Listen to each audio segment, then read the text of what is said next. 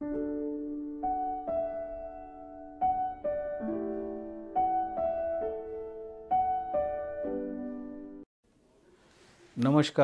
હું doctor Juzer Rangwala Narayana multi speciality hospital Ahmedabad ખાતે consultant internal medicine ડાયાબિટોલોજીસ્ટ તરીકે સેવા આપું છું. મિત્રો, આપણે હવે એ જાણીશું કે ડાયાબિટીસ શું છે. હવે ડાયાબિટીસ એક એવો રોગ છે જે આજકાલ આપણે રોજ જોઈએ છે કે દર ફેમિલીમાં કે આપણા રિલેટિવ્સમાં દરેક ઘરમાં કોઈક ને કોઈક ડાયાબિટીસના રોગથી પીડાતું હોય છે.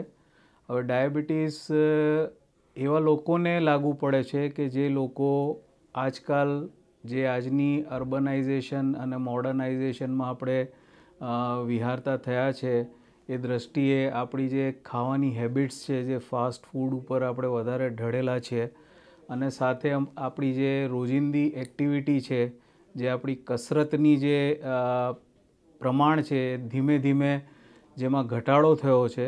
આ બે મુખ્ય કારણ છે જેને કારણે જે સ્થૂળતા ઓબેસિટી આપણે કહીએ એ ઓબેસિટી ધીમે ધીમે વધી રહી છે અને ઓબેસિટીને રિલેટેડ જ ડાયાબિટીસનો રોગ સામે વધારે દેખાઈ રહ્યો છે. હવે ડાયાબિટીસ બેઝિકલી કેમ થાય છે કે આપણે ક્યારે કહીએ કે માણસને ડાયાબિટીસ છે. ડાયાબિટીસમાં મુખ્યત્વે જે આપણું બ્લડ શુગરનું જે લેવલ છે, જે ગ્લુકોઝ લેવલ છે, એ જ્યારે વધારે પ્રમાણમાં લાંબા ટાઈમ સુધી જો હાયર સાઈડ રહે કે ઊંચું રહે, એનું પ્રમાણ ઊંચું રહે, એવા વ્યક્તિઓને ડાયાબિટીસ થયો એવું આપણે કહીએ છીએ. એનું મુખ્ય કારણ એક જ છે કે આપણા શરીરમાં જે ગ્રંથિ છે, સ્વાદુપિંડ, જેને આપણે પેનક્રિયાસ કહીએ, એ ગ્રંથિ ઇન્સ્યુલિનનું ઉત્પાદન કરે છે, જે એક હોર્મોન છે. એ ઇન્સ્યુલિન જ્યારે એની માત્રા ઓછી થાય ઉત્પાદન કરવાની, અથવા તો માત્રા બિલકુલ ના હોય, ઉત્પાદન કરી જ ના શકતું હોય, તો એવા વ્યક્તિઓને જે આપણે ખોરાક લઈએ એમાંથી જે બ્લડ શુગર જે રાઇઝ થાય, તો ઇન્સ્યુલિન જે છે એ બ્લડ શુગરને કંટ્રોલ કરે છે. હવે જ્યારે સ્વાદુપિંડ ઇન્સ્યુલિનની માત્રા ઓછી કરી નાખે કે ના નીકળી શકતી હોય, કે ઓછી નીકળે કે ના નીકળે, તો એવા વ્યક્તિને લાંબા ટાઈમ સુધી ધીમે ધીમે કરીને શુગરનું પ્રમાણ શરીરમાં વધે છે અને એ વધારાના પ્રમાણના લીધે ધીમે ધીમે શરીરના બધા અંગોમાં જે શુગર વધારે છે એની આડઅસર દેખાવાની શરૂ થાય છે અને આવા વ્યક્તિઓને આપણે ડાયાબિટીસ કહીએ છીએ. હવે ડાયાબિટીસનું નોર્મલ લેવલ શું? બીજો સવાલ એ થાય કે કેવા વ્યક્તિને નોર્મલ કહેવાય અને કયા વ્યક્તિને ડાયાબિટીસ કહેવાય. તો નોર્મલી આપણે શુગરના જે રિપોર્ટ કરતા હોઈએ છીએ, એક બિલકુલ સવારે નરણા કોઠે કરીએ કે જેને આપણે ફાસ્ટિંગ શુગર કહીએ. એ ફાસ્ટિંગ શુગર નોર્મલ માણસમાં 100થી અંદર હોવું જોઈએ, 100 અથવા 100થી અંદર હોવું જોઈએ. જ્યારે 126થી વધારે થાય એ લેવલ, એવા વ્યક્તિને ડાયાબિટીસ હોવાનું શક્યતા હોય છે. એ ડાયાબિટીસ માટે બીજા એના રિપોર્ટ્સ કરવાની જરૂર પડે. બીજા રિપોર્ટ્સ કયા છે કે જે આપણે 2 કલાક જમીને પાછું શુગરનો રિપોર્ટ કરીએ. એ રિપોર્ટ નોર્મલ માણસમાં 140ની અંદર હોય. જ્યારે એ રિપોર્ટ 140થી વધારે આવે અને 200 કરતાં વધારે આવે જમ્યા પછીનો રિપોર્ટ, તો એવા વ્યક્તિઓને આપણે ડાયાબિટીસ સ્ટેમ કરી શકીએ છીએ. એવા વ્યક્તિઓને ડાયાબિટીસ થયો છે એવું કહેવાય. એક ત્રીજો રિપોર્ટ છે જે આપણને 3 મહિનાનો એવરેજ રિપોર્ટ બતાવે છે, જેને આપણે HbA1c કહીએ અથવા તો ગ્લાયકોસિલેટેડ હિમોગ્લોબિન કહીએ. તો એ ગ્લાયકોસિલેટેડ હિમોગ્લોબિન નોર્મલ વ્યક્તિનું 5.6ની અંદર હોવું જોઈએ. જો એ 6.4થી વધારે હોય તો એવા વ્યક્તિને આપણે ડાયાબિટીસ છે એવું કહી શકાય. હવે ડાયાબિટીસ છે એ આપણા પાસે ક્લિયર છે, નોર્મલ માણસ છે એ આપણા પાસે ક્લિયર છે, પણ એવા ઘણા લોકો છે જે ના ડાયાબિટીસ છે કે ના નોર્મલ છે. એ લોકો એ દરમિયાનમાં આવે છે, જેને આપણે પ્રી ડાયાબિટીસ સ્ટેટ કહીએ છીએ. તો જે લોકોનું ફાસ્ટિંગ બ્લડ શુગર 101થી 126ની વચ્ચે હોય, અથવા તો જે લોકોનું જમ્યા પછીનું બ્લડ શુગર 140થી 199ની વચ્ચે હોય, એવા વ્યક્તિઓ જે છે જેને આપણે પ્રી ડાયાબિટીસ કહીએ છીએ. તો શું પ્રી ડાયાબિટીસનું કોઈ મહત્ત્વ ખરું? ચોક્કસ મહત્ત્વ છે, કેમ કે આ પ્રી ડાયાબિટીસવાળા વ્યક્તિઓ આવનાર વર્ષોમાં આગળ જતાં ડાયાબિટીસમાં કન્વર્ટ થાય છે. જો આપણે પ્રી ડાયાબિટીસના સ્ટેજે વ્યક્તિને ડિટેક્ટ કરીએ, એ જાણી લઈએ અને એની કાળજી લેવાની શરૂ કરીએ તો એ જે કન્વર્ઝન રેટ છે એ ઓછો થાય છે. મુખ્ય કારણ બીજું એ છે કે પ્રી ડાયાબિટીસ હોય કે ડાયાબિટીસ હોય એવા બંને વ્યક્તિઓને જે હાર્ટ રિલેટેડ રિસ્ક છે, હાર્ટના રોગો વિશેનું જે રિસ્ક છે એ ઇક્વલ છે. એટલે તમે ડાયાબિટીક હો તો એ રિસ્ક છે અને પ્રી ડાયાબિટીક હો તો એ કાર્ડિયોવાસ્ક્યુલર કોમ્પ્લિકેશન અને રિસ્ક છે. તો પ્રી ડાયાબિટીસ સ્ટેજમાં જેટલા વ્યક્તિઓને આપણે સારી રીતથી સારવાર આપી અને એક્ટિવલી એ લોકોને કંટ્રોલમાં રાખવાની જે સૂચનાઓ છે એ આપીએ તો વ્યવસ્થિતપણે જે ડાયાબિટીસનો આગળ ફેલાવો થાય છે એ આપણે રોકી શકીએ. હવે જે લોકોને ડાયાબિટીસ થઈ જ ગયું છે ઓલરેડી, એ વ્યક્તિઓને શું કરવું જોઈએ? હવે આપ જાણો છો કે ડાયાબિટીસમાં મુખ્યત્વે નોર્મલ જે છે કે આપણે વર્ષોથી એક ચાલ્યું આવે છે કે બ્લડ શુગરનું લેવલ જોઈએ છે કે ભાઈ બ્લડ શુગર ફાસ્ટિંગ 140 છે કે પીપીબીએસ 250 છે, 300 છે, 200 છે. પણ આજના યુગમાં ડાયાબિટીસ એ બ્લડ શુગર માપવાનો કે બ્લડ શુગરને કંટ્રોલ રાખવાનો જ ખાલી રોગ નથી. ડાયાબિટીસની સાથે બ્લડ શુગર કંટ્રોલ તો રાખવું જરૂરી જ છે, પણ એની સાથે એ જ વ્યક્તિનું બ્લડ પ્રેશર પણ કંટ્રોલમાં રાખવું જરૂરી છે. એ જ વ્યક્તિના સાથે કોલેસ્ટ્રોલ લેવલને કંટ્રોલમાં રાખવું જરૂરી છે. એ વ્યક્તિનું વજન જે વધારે હોય એને ઘટાડવું અને કંટ્રોલમાં રાખવું જરૂરી છે. જે આઈડિયલ બોડી વેટ હોય એ માણસનું હાઇટ અને વેટ પ્રમાણે એ કંટ્રોલમાં રાખવું જરૂરી છે.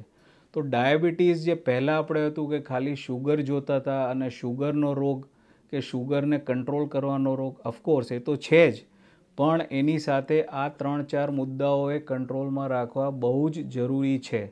કેમ કે જો ડાયાબિટીસવાળી વ્યક્તિને બ્લડ પ્રેશર હોય કે ડાયાબિટીસવાળી વ્યક્તિને કોલેસ્ટ્રોલ વધારે હોય તો એ વ્યક્તિઓ જેને ત્રણેય વસ્તુ સાથે છે, ક્યાં એક અને બંને વસ્તુ સાથે હોય એવી વ્યક્તિઓને ડાયાબિટીસના કોમ્પ્લિકેશન્સ અને હાર્ટના રોગો આગળ થવાની શક્યતા વધી જાય છે.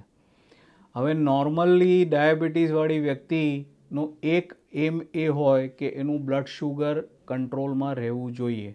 આપણે કંટ્રોલ કોને કહીએ કે ફાસ્ટિંગ શુગર એનું 126ની અંદર રહે અને જમ્યા પછીનું શુગર 140-160ની વચ્ચે રહે. જો આ શુગરનો કંટ્રોલ ના રાખો તો લાંબા ગાળે જે બ્લડ શુગર શરીરમાં વધારે હોય એને કારણે શરીરના બીજા અંગો ઉપર અસર થાય છે. એ અંગો કયા? તો સૌથી મુખ્યત્વે હાર્ટ ઉપર અસર થાય. હાર્ટની નળીઓમાં ક્ષાર જામે, હાર્ટમાં દુખાવો થવાનું શરૂ થાય, ઘણીવાર હાર્ટ ફેલ્યોર થાય છે, શ્વાસની તકલીફ પડે, રૂંધામણ થાય. હવે ડાયાબિટીસ સાથે જો હાર્ટની તકલીફ હોય તો ઘણીવાર એવું એ બને છે કે ડાયાબિટીસવાળા વ્યક્તિને હાર્ટ એટેક આવે તેમ છતાં એવી વ્યક્તિને પેન એટલે કે દુખાવો બિલકુલ નથી હોતો, બિલકુલ સાયલેન્ટ હોય છે. એનું કારણ એ છે કે ડાયાબિટીસને લીધે જે જ્ઞાનતંતુઓ સુષુપ્ત થઈ ગયા હોય તો એ જ્ઞાનતંતુઓ પર પેન અસર નથી કરતું, એટલે પેન માણસને પરસીવ નથી થતું, એ વ્યક્ત નથી થતું. તો એવા એ કિસ્સા ઘણા છે કે ડાયાબિટીસના માણસને હાર્ટ એટેક થઈ જાય પણ એને પેન કે દુખાવો બિલકુલ ના થાય. તો હાર્ટ એક મુખ્ય અંગ છે જેના ઉપર ડાયાબિટીસની અસર થાય છે. બીજું મુખ્ય અંગ છે કિડની. કિડનીમાં ધીમે ધીમે જે કિડનીની ક્ષમતા છે એ ઓછી થાય છે, એનું ફંક્શન ધીમે ધીમે બગડે છે. એને આપણે ડાયાબિટીસ કિડની ડિઝીઝ કહીએ કે ડાયાબિટીસની કિડની કામ કરવાની ઓછી કરે છે, જેને કારણે ધીમે ધીમે બિલકુલ પેશાબનું ઉત્પન્ન ઓછું થાય છે અને પેશાબ ઘણીવાર બિલકુલ ઓછો થાય પછી એ એન્ડ સ્ટેજ રિનલ ડિઝીઝમાં કન્વર્ટ થાય છે. એવા ટાઈમે ડાયાલિસિસવાળા વ્યક્તિને કિડની ડાયાલિસિસની જરૂર પડે છે. તો બેઝિકલી આ બે મુખ્ય અંગ છે. ત્રીજું અંગ છે રટાઈના, કે આંખના પાછળ જે પટલ છે, આંખનો જે પડદો છે એ રટાઈનામાં અસર થાય છે અને ઘણીવાર ઝાંખપ આવી, ઝાંખું દેખાવું અને આંખને રિલેટેડ બીજા ડોટ્સ દેખાવા, એવી બધી ઘણી પ્રોબ્લેમ્સ થતી હોય છે જે આંખ ઉપર અસર થવાને કારણે થાય છે. ચોથી વસ્તુ છે જ્ઞાનતંતુ. જે આપણા જ્ઞાનતંતુ ચામડીમાં કે આખા શરીરમાં છે એની સેન્સિટિવિટી ઓછી થાય છે, એને કારણે આપણને સેન્સરી એબનોર્માલિટીઝ થાય છે, ઝંઝણાતી થાય, હાથ પગના સૂના પડી જાય, કોઈ સેન્સેશન્સ આવે નહીં, ત્યાં સુધી કે ઘણીવાર બર્ન્સ થાય કે કટ્સ થાય તોય આપણને ખબર ના પડે. એક ન્યુરોપથી છે જે થવાની શક્યતા છે. તો બેઝિકલી હાર્ટ ઉપર અસર થાય, કિડની ઉપર અસર થાય, આંખો ઉપર અસર થાય અને બધા જ જ્ઞાનતંતુઓ પર અસર થઈ અને ઓવરઓલ ડાયાબિટીસની કોમ્પ્લિકેશન્સ રેટ જે વધે છે એને આપણે રોકવી જરૂરી છે. ડાયાબિટીસ થયો પણ ડાયાબિટીસને જો સારી રીતથી કંટ્રોલમાં રાખીએ તો લાંબા ગાળે ડાયાબિટીસથી થતા કોમ્પ્લિકેશન્સ જેવા કે હાર્ટ, કિડની, આંખમાં જે પ્રોબ્લેમ થાય છે એનો આપણે ઘટાડો કરી શકીએ, એ ઓછા થઈ શકીએ. હવે સવાલ એ થાય છે કે ડાયાબિટીસને કંટ્રોલમાં કઈ રીતે રાખવો. તો સામાન્યપણે એના 3 પહેલુઓ છે. એક છે ખોરાક અને ખોરાકનો કંટ્રોલ, એમાં કઈ વસ્તુ ખાવી, કઈ વસ્તુ ના ખાવી. મુખ્યત્વે કાર્બોહાઈડ્રેટ યુઝ જેટલું બને એટલું ઓછું કરવું જરૂરી છે. કાર્બોહાઈડ્રેટની સાથે આપણા ડાયટમાં, આપણા ખોરાકમાં પ્રોટીન્સ ઓછી માત્રામાં હોય છે, તો પ્રોટીન્સની માત્રા વધારવાની જરૂર હોય છે અને કાર્બોહાઈડ્રેટની માત્રા ઘટાડવાની જરૂર હોય છે. બીજું કે જે રિફાઇન્ડ કાર્બોહાઈડ્રેટ આવે એનો યુઝ જેટલો બને એટલો ઓછો કરવા જરૂરી છે. તો ડાયટ એક મુખ્ય પાસું છે. બીજું જે મુખ્ય પાસું છે એ કસરત. કસરતનો મતલબ આપણે એક્સરસાઇઝ કરવી, જીમ જવું એ નથી, પણ ફક્ત જે અમેરિકન ડાયાબિટીસ એસોસિએશનની ગાઈડલાઇન્સ છે એ એવું કહે છે કે જો ફક્ત તમે અઠવાડિયામાં 5 દિવસ, 7માંથી 5 દિવસ રોજનું 30થી 45 મિનિટ જેવું બ્રિસ્ક વોકિંગ કરો, એટલે કે ઝડપી ચાલો, તો એ ઇનફ એક્સરસાઇઝ છે, ઇનફ એક્ટિવિટી છે જે માણસ માટે જરૂરી છે. જે લોકો સ્વિમિંગ કરી શકે છે, જોગિંગ કરી શકે છે, એ લોકોને એનો કોઈ બાદ નથી, એ પણ કરી શકાય. ત્રીજી જે મુખ્ય વસ્તુ છે એ ટ્રીટમેન્ટ કે એની દવા. હવે દવામાં મુખ્યત્વે આપણે જોઈએ છે કે ઘણા લોકોને ડાયાબિટીસ ખાલી ગોળીઓથી કંટ્રોલમાં આવે છે અને જ્યારે ગોળીઓ ફેલ થાય કે અમુક એવા લોકો જેને બહુ જ ઊંચા પ્રમાણમાં ડાયાબિટીસ હોય, બહુ જ વધારે ડાયાબિટીસ શુગરનું લેવલ હોય, એવા વ્યક્તિઓને ઇન્જેક્શન્સની જરૂર પડે છે. અથવા તો જે લોકોને ગોળીથી કંટ્રોલ ના આવે તો એવા લોકોને થોડા સમય પછી, થોડા વર્ષો પછી ડાયાબિટીસના ઇન્સ્યુલિનના ઇન્જેક્શન્સની જરૂર પડે છે. હવે ઇન્જેક્શન્સ અને ગોળીઓ જે પ્રમાણમાં જે રીતે લેવા માટે લખી હોય એ ટાઈમ મુજબ સમયસર લેવી બહુ જ અગત્યની છે. એમાં એક પણ ડોઝ આપણે ના લઈએ કે એક પણ ડોઝ આપણે મિસ કરીએ કે એક પણ ડોઝ ડબલ જો ભૂલથી લેવાઈ જાય તો એના લીધે શુગરના ફ્લક્ચ્યુએશન્સ બહુ જ વધારે આવતા હોય છે અને એને કારણે પાછો રિપોર્ટ્સ આપણા ફ્લક્ચ્યુએશન્સમાં દેખાય છે. હવે બેઝિકલી જે વ્યક્તિઓને ડાયાબિટીસ થયો હોય એ વ્યક્તિઓને કયા કયા પેરામીટર્સ કંટ્રોલમાં રાખવા જરૂરી છે. ઓફકોર્સ જે શુગર છે એ તો કંટ્રોલમાં રાખવું જરૂરી જ છે. ફાસ્ટિંગ શુગર, જમ્યા પછીને 2 કલાકે જે બ્લડ શુગર કરીએ એ, અને HbA1c જે આપણે દર 3 મહિને કરાવીએ, આ ત્રણેય લેવલ જેટલું બને એટલું સારી રીતથી કંટ્રોલમાં રહે, નોર્મલ રેન્જમાં રહે. હા, જો કોઈ વ્યક્તિને હાર્ટની કોઈ તકલીફ હોય, કિડનીની તકલીફ હોય તો એવી વ્યક્તિઓ માટે થોડું રિલેક્સેશન હોય છે, પણ એ તમારા જે સારવાર કરનાર ડૉક્ટર છે એ તમને એક ટાર્ગેટ આપે, એ ટાર્ગેટ પ્રમાણે કંટ્રોલ કરવું યોગ્ય છે, સલાહભર્યું છે. બીજું છે બ્લડ પ્રેશર. બ્લડ પ્રેશર ડાયાબિટીસવાળી વ્યક્તિ જે પણ હોય એમને બ્લડ પ્રેશરનો કંટ્રોલ રાખવો બહુ જ જરૂરી છે. રેગ્યુલર ચેક કરાવવું જરૂરી છે. બ્લડ પ્રેશર 130/80ની આસપાસ રાખવું બહુ જ જરૂરી છે. એનાથી જો વધારે બ્લડ પ્રેશર હોય અને જો ડાયાબિટીસ હોય તો એવી વ્યક્તિઓને જેને બંને બ્લડ પ્રેશર અને ડાયાબિટીસ હોય એને આગળ જતાં ડાયાબિટીસ રિલેટેડ જે આપણે આગળ વાત કરીએ કોમ્પ્લિકેશન થવાના ચાન્સીસ વધી જાય છે. ત્રીજી જે કંટ્રોલમાં રાખવાની બાબત છે કોલેસ્ટ્રોલ, અને એમાં જે આપણે ખરાબ કોલેસ્ટ્રોલ કહીએ LDL કોલેસ્ટ્રોલ, જે નોર્મલી 100 અથવા તો 70ની આસપાસ ટાર્ગેટ કરીને રાખવો જરૂરી છે. કોલેસ્ટ્રોલ કંટ્રોલમાં હોય તોય જે કાર્ડિયક રિલેટેડ કોમ્પ્લિકેશન્સ છે, જે હાર્ટના કોમ્પ્લિકેશન્સ છે, એ થવાની શક્યતા ધીમે ધીમે ઓછી થાય છે, એને રોકી શકાય છે. આ 3 જે છે મુખ્ય વસ્તુઓ છે કે શુગર, બ્લડ પ્રેશર અને કોલેસ્ટ્રોલ. પણ એ સિવાય ડાયટ કંટ્રોલ કરવો બહુ જ અગત્ય છે. તમારું જો શરીર વધારે હોય તો શરીરને કંટ્રોલ કરવું, ઓબેસિટી વજન ઘટાડવો બહુ જ જરૂરી છે. વજન ઘટાડવા માટે મુખ્ય જે 2 તત્વો છે ડાયટ અને એક્સરસાઇઝ, એ બંને વસ્તુ રેગ્યુલર કરવું જરૂરી છે. સાથે સાથે રેગ્યુલર ડાયાબિટીસનું ચેકઅપ કરાવવું જરૂરી છે. ચેકઅપ એટલે કરાવવું જરૂરી છે કે જો એમાં ફેરફાર થાય, એ શુગર લેવલ વધે તો એને રિલેટેડ દવા આપીને એને કંટ્રોલમાં સારી રીતથી રાખી શકાય. આઈડિયલી દર 2 મહિને જો તમારું કંટ્રોલમાં શુગર રહેતું હોય તો દર 2 મહિને એને ચેક કરવું જરૂરી છે. ચોથી વસ્તુ એ છે કે સમયાંતરે અમુક રિપોર્ટ્સ કરવા બહુ જ જરૂરી છે, જેમ કે કિડની ફંક્શનનો રિપોર્ટ. આપણે ક્રિએટિનિન કરતા હોઈએ કિડની ફંક્શન માટે, અને એનાથી વધારે જરૂરી છે યુરિન માઇક્રો આલ્બ્યુમિન્યુરિયા, કે યુરિનમાં પેશાબમાં પ્રોટીનનું પ્રમાણ જ્યારે વધારે થવાનું શરૂ થાય, એ જેટલું જલ્દી આપણે માપીએ અને રિપોર્ટ્સ કરાવીએ તો એ કિડની ઉપર અસર થવાની શરૂઆત કહેવાય. અને જો એ વખતે આપણે એને લગતી દવાઓ શરૂ કરી શકીએ તો એ કિડની ઉપર અસર થવાની જે છે પ્રક્રિયા, એ પ્રોગ્રેશન આપણે ધીમું પાડી શકીએ છીએ.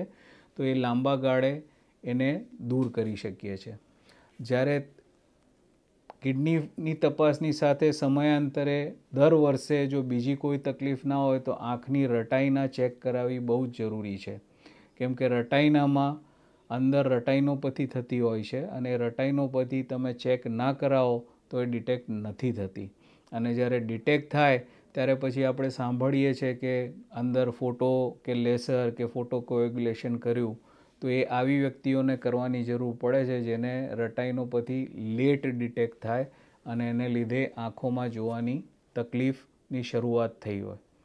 હવે આ બધી જે કોમન વસ્તુઓ છે, જો આટલું સારી રીતથી આપણે કંટ્રોલ રાખીએ, વ્યવસ્થિત રેગ્યુલર ચેકઅપ કરાવીએ અને ડૉક્ટરના માર્ગદર્શન પ્રમાણે દવાઓ લઈએ તો ચોક્કસપણે ડાયાબિટીસ આપણે કાબૂમાં રાખી શકીએ છીએ. ડાયાબિટીસ કાબૂમાં રાખવાની સાથે ડાયાબિટીસથી થતા જે કોમ્પ્લિકેશન્સ છે, એ કોમ્પ્લિકેશન્સનો થવાનો જે ઝડપ છે એને આપણે ઓછી કરી શકીએ છીએ, જેના કારણે કોમ્પ્લિકેશન્સ ડિલે થાય છે, લેટ થાય છે, જેને કારણે ડાયાબિટીસની વ્યક્તિ સ્વસ્થ જીવન જીવી શકે છે. આપણો મોટો એ જ હોવો જોઈએ કે ડાયાબિટીસવાળી વ્યક્તિ જો ડાયાબિટીસ થઈ ગયું છે તો ડાયાબિટીસ સાથે કઈ રીતે સ્વસ્થ જીવન જીવી શકાય અને સારી રીતથી જે ડાયાબિટીસ સાથેની કોમ્પ્લિકેશન્સની જે પ્રોબ્લેમ્સ થતી હોય છે એને નિવારી શકાય, એનું આપણે જેટલો સારો કંટ્રોલ રાખીએ એટલું એને આપણે નિવારી શકીએ છીએ. તો થેન્ક યુ. નમસ્કાર.